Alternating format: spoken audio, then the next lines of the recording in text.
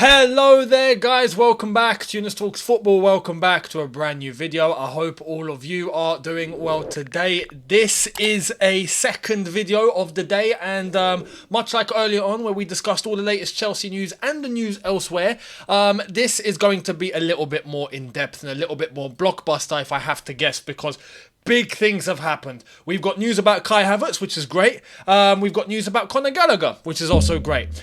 But there's also massive things that have happened today at Manchester United, which we cannot ignore. And there's a little hint of hypocrisy in the midst of it all. So we're going to cover all of that. But before we get cracking, make sure, as I've said earlier on in the first video of the day, make sure you check out the second channel, Younes Talks, all things away from football and sport with other things on the agenda. Make sure you check it out. New video was on there from yesterday and new content coming there pretty frequently. So subscribe if you're interested over there.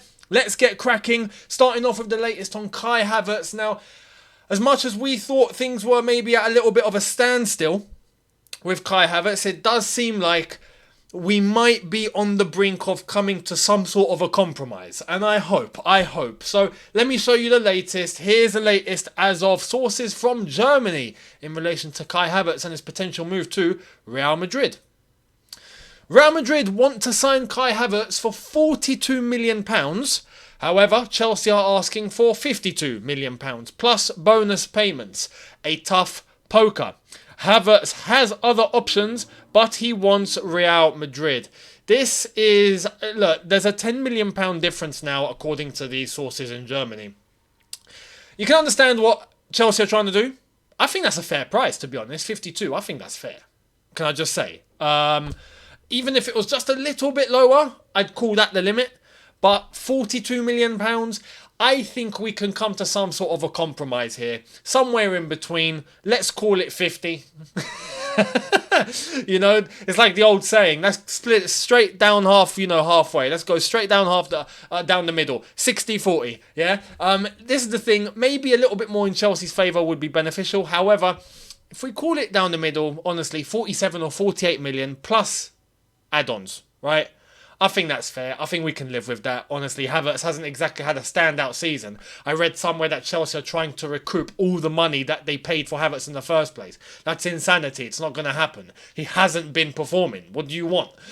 You know, how can you buy a player, doesn't perform, and you expect to get the same money that you paid for in the first place? It doesn't make any financial sense. So Chelsea need to be logical. But I think with only 10 million in between the two valuations, surely, if Real Madrid want him that bad, and it's not even that high in terms of money, I think it's a deal that can be done pretty straightforward and pretty easily. So, my honest opinion, expect Kai Havertz to be on his way to Real Madrid. I think that will happen sometime soon.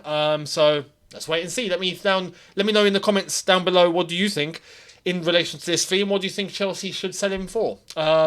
Let me know. Let's get cracking onto Conor Gallagher. There's news of Conor Gallagher, and I have to say I'm relieved, because at one point I was starting to think that no one was actually interested in this guy, but it does seem like we've got suitors. Check this out. Moises Caicedo and Conor Gallagher are under consideration at Newcastle. That came from Greg Hope of the Daily Mail. Also from Football London, there is an expectation that Conor Gallagher will depart Chelsea this summer. Newcastle and West Ham are among the clubs interested. Look, Caicedo, Newcastle, forget it, yeah? Forget it. We don't want to know. Just don't bother, yeah? We're already in one dog fight against Arsenal. We don't need another big, massive, rich dog showing up, you know, like, it's like, I don't know, it's like you got a little, I don't want to say chihuahua, that's too insulting. But let's say you got a tiny pit bull against a slightly bigger pit bull, and then in comes a flipping massive bulldog, you know, with all the financial prowess. Like, we don't need that, yeah? Stay away, Newcastle, just stay away. Caicedo doesn't want to come and live in Newcastle, forget it.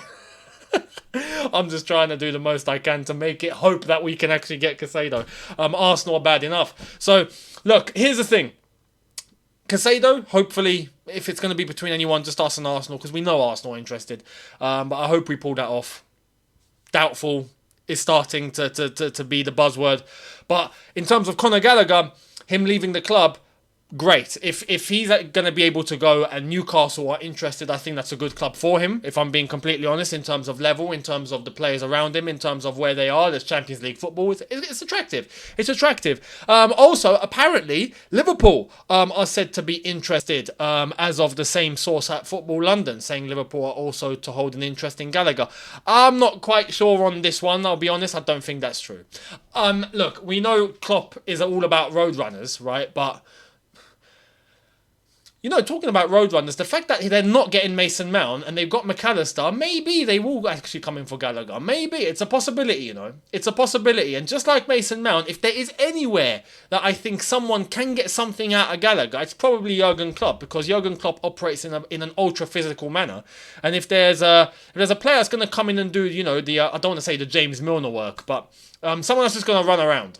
It's Gallagher. So it could work. It could work in terms of that attribute, that profile of player, but I don't think Liverpool will end up getting Gallagher. I think that's a non-story, if I'm being completely honest. I do think there's initial real interest from Newcastle and West Ham, so let's wait and see what happens there. West Ham as well, they've just won the European trophy. Yes, they finished 14th, but maybe that can be a bit attractive for Gallagher. He stays in London, so yeah, that's it.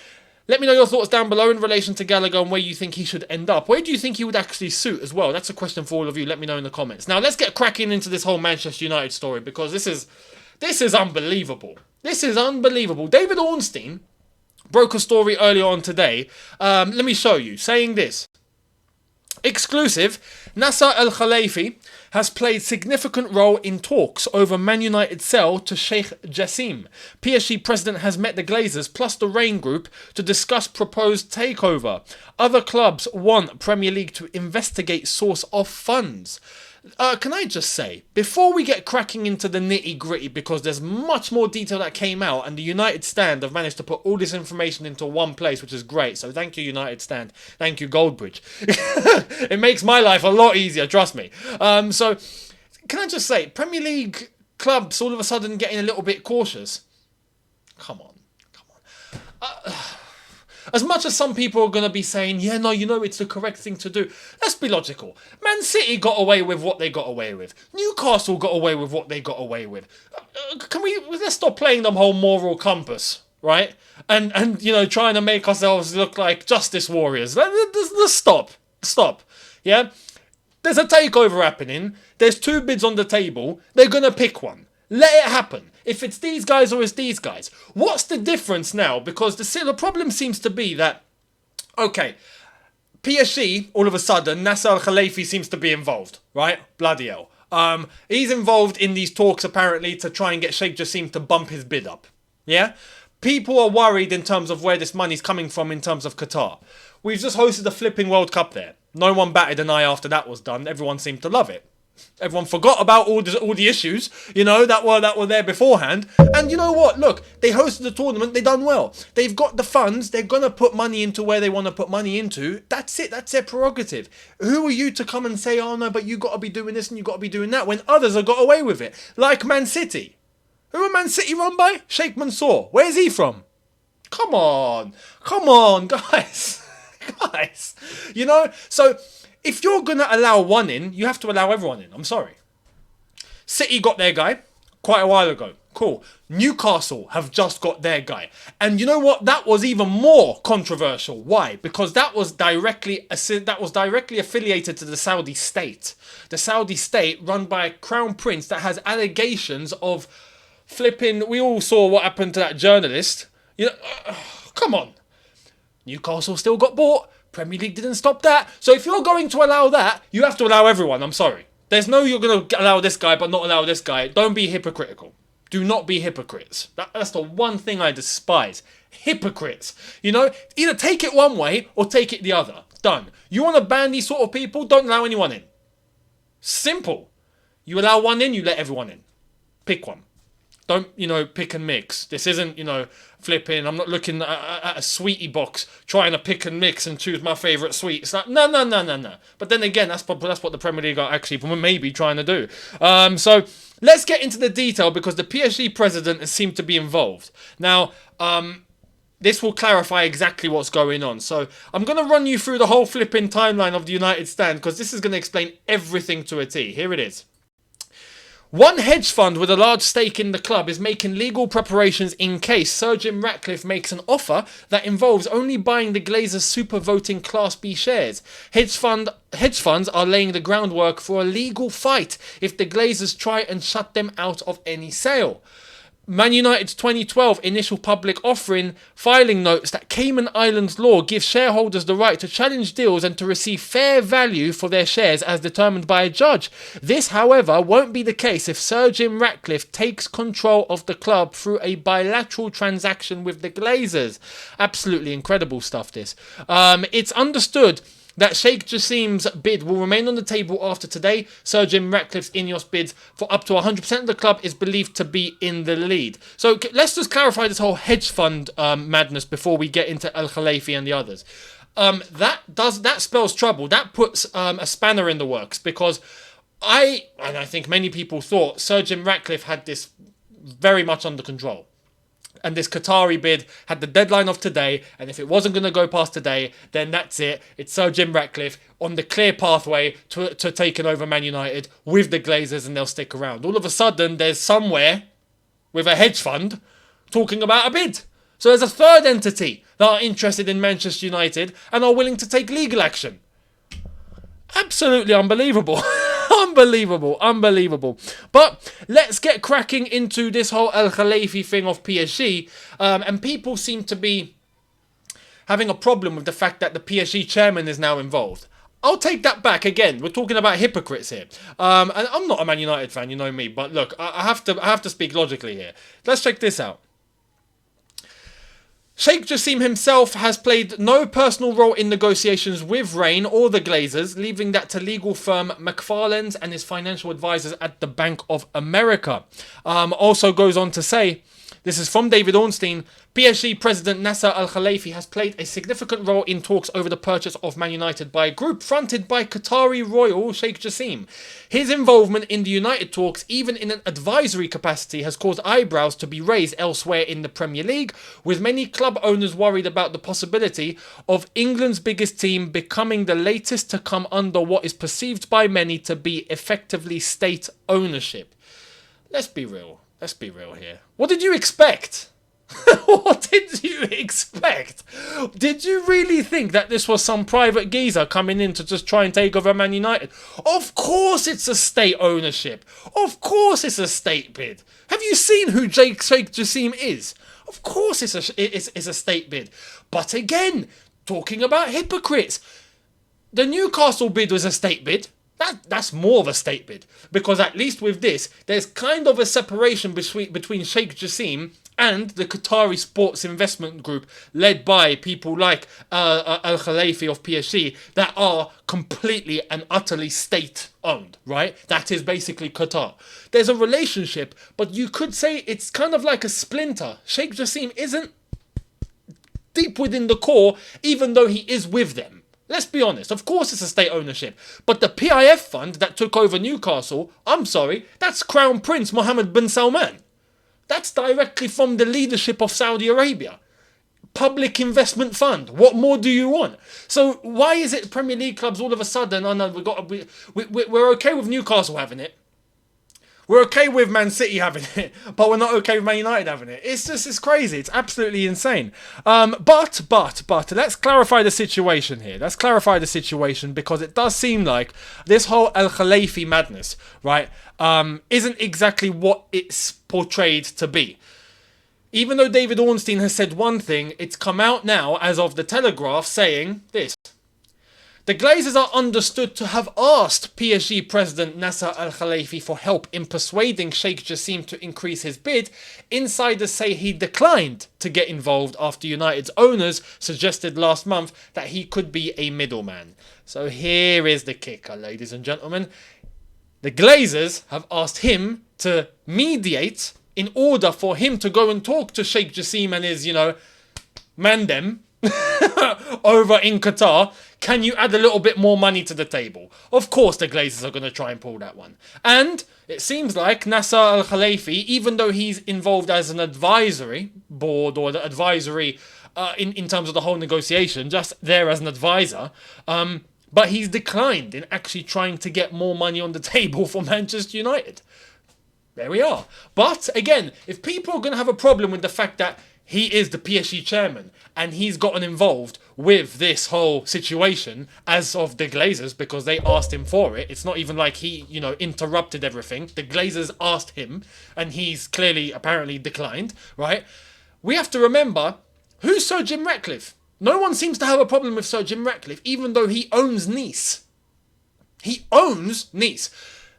Nasser Al-Khelaifi is the chairman of PSG, obviously put there by the owners who are Qatar. They own PSG.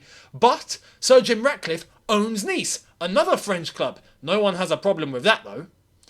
We got to stop being hypocritical here. I'm saying I'm talking everybody as an entire populace here. Let's put logic back on the table now, because there's a lot of double standards happening here. A lot of double standards, and it's ridiculous. It's absolutely ridiculous.